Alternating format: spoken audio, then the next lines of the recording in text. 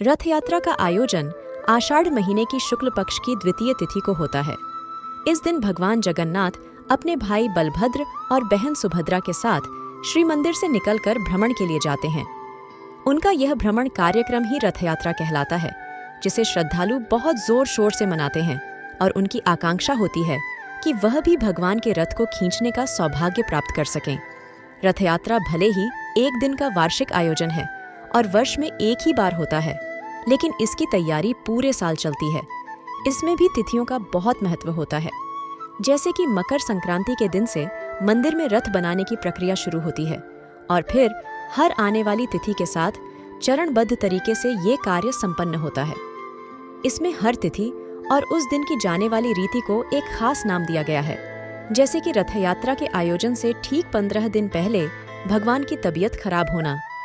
ज्येष्ठ मास की पूर्णिमा को जब गर्मी की अधिकता होती है तो उस दिन देव प्रतिमाओं को 108 घड़े के जल से स्नान कराया जाता है।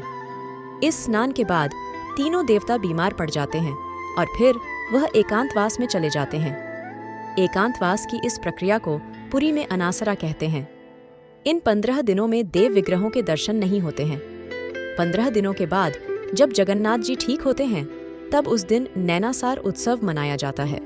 इस दिन भगवान का फिर से श्रृंगार किया जाता है, उन्हें नए वस्त्र पहनाए जाते हैं और इसके बाद वह भ्रमण के लिए तैयार होते हैं। तब फिर श्री मंदिर के सिंहद्वार पर रथ लाए जाते हैं और फिर 2 दिन बाद यहाँ से रथ यात्रा प्रारंभ होती है। ये कुछ ऐसा है कि बीमार होने के कारण जब जगन्नाथ जी कई दिनों तक एकांत में होते हैं तो वह मन बदलने के लिए भाई बहन के साथ यात्रा पर निकलते हैं। यहाँ सवाल उठता है कि क्या भगवान भी बीमार पड़ते हैं? लेकिन क्यों और कैसे? इन सवालों के पीछे की वजह एक करुण कथा है।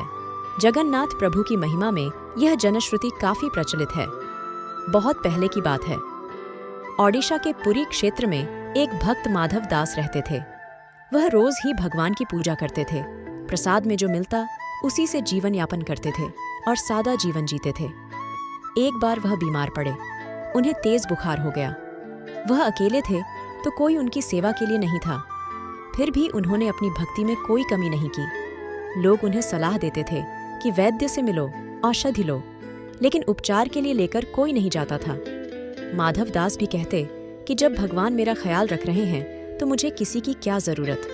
लेकिन एक दिन बीमारी से कमजोर माधव दास बेहोश होकर गिर पड़े। तब अपने भक्त को संकट में देखकर भगवान खुद श्री मंदिर से निकल आए और उनकी सेवा करने लगे। जगन्नाथ जी उन्हें दवा देते, हाथ पैर दबाते, नहलाते, कपड़े बदलते और अपने हाथ से भोजन कराते थे। माधव दास जब ठीक होने लगे तब उन्होंने पहचाना कि भगवान खुद उनकी सेवा में लगे हैं। यह देखकर माधव दास रो पड़े। उन्होंने कहा कि आप मेरी सेवा करने क्यों आए? आप मुझे तुरंत ठीक भी तो कर सकते थे। तब जगन्नाथ जी ने कहा, मैं अपने भक्तों का साथ नहीं छोड़ता, लेकिन उनके कर्म में जो लिखा है वह तो होगा ही। लेकिन चलो, मैं एक काम करता हूँ। अभी तुम्हारी बीमारी के 15 दिन और शेष हैं, वह मैं अपने ऊपर ले लेता हूँ। उस दिन ज्येष्ठ पूर्णिमा थी। जगन्नाथ जी अपने मंदिर पहुंचे और उसी दिन उन्हें स्नान के बाद ज्वर होने लगा। तब से यह परंपरा पुरी में चल पड़ी। भगवान अपने उसी भक्त माधव दास की बीमारी में बीमार होते हैं और इस दौरान एकांतवास में चले जाते हैं। इसे अनासार कहते हैं।